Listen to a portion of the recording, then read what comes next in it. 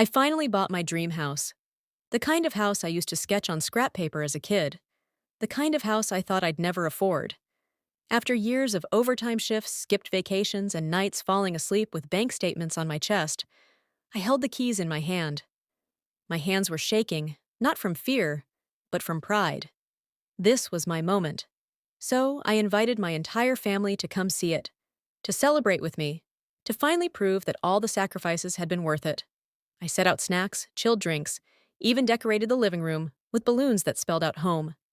But the hours slipped by one after another. Not a single knock at the door, not one hug, no congratulations. Instead, my phone buzzed with a group text.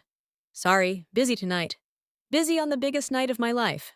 Before we continue, please subscribe to the channel and let us know where you're listening in the comments.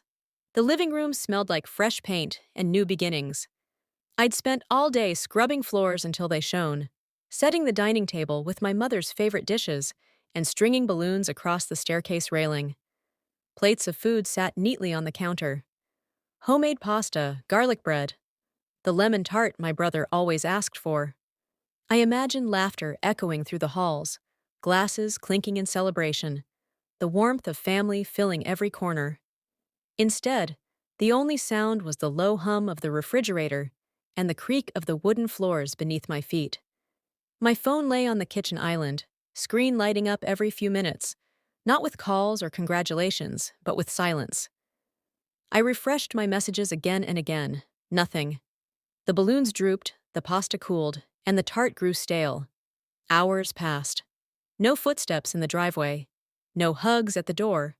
Just me standing in the house I'd built from sacrifices, waiting for a family who never came. That night, as I cleared untouched plates from the counter and tossed half-deflated balloons into the trash, a sharp truth settled in my chest. If my family couldn't celebrate my biggest win, they didn't deserve a place inside my dream. The walls I painted, the floors I polished, the roof I worked years to afford. This wasn't just a house. It was a piece of me, and I wouldn't let their absence stain it. I walked to the front door, turned the key slowly, and heard the lock click shut.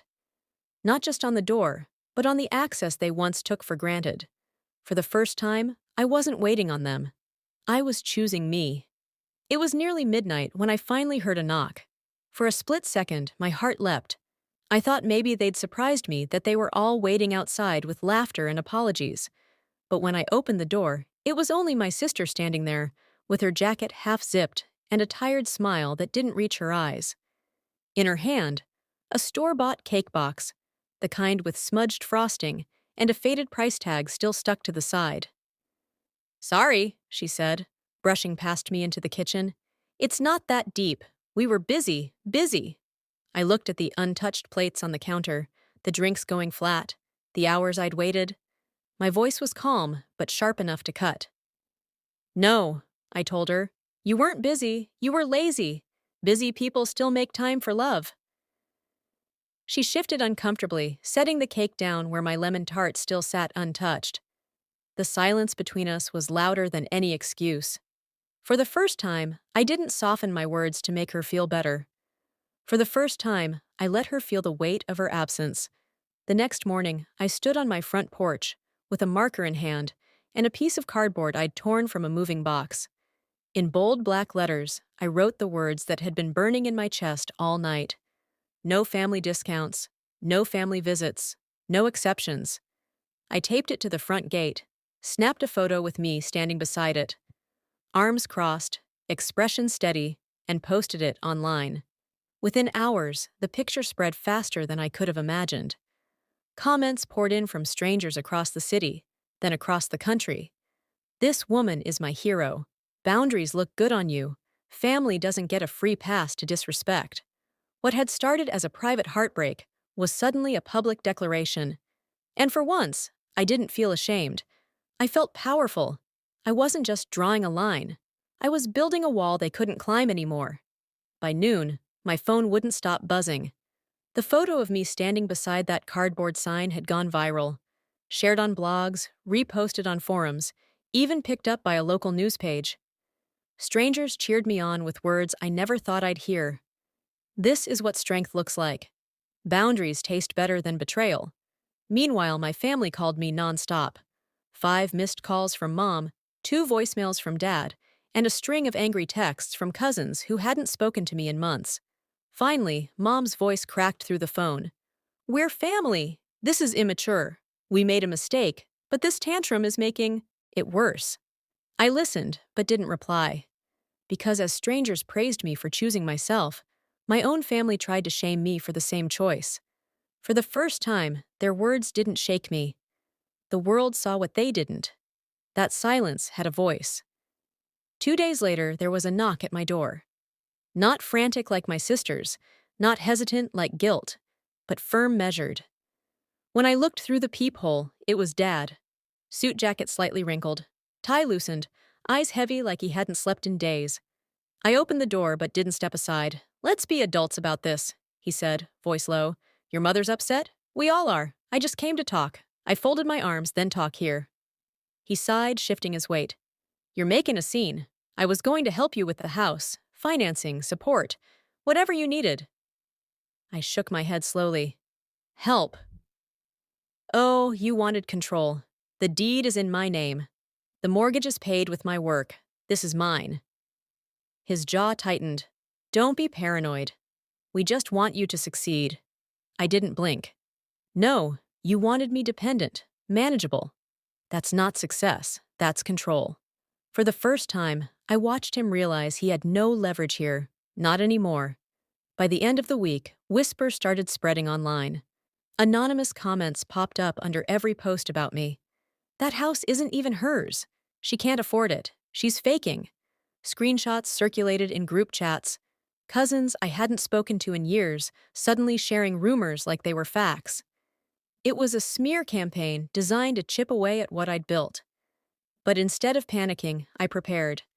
I sat at my kitchen counter with a folder I'd been keeping since day one. Deed papers, mortgage approvals, lawyer-stamped documents. I scanned them, posted them, and wrote one sentence. "Receipts are louder than gossip." Within hours, the story flipped.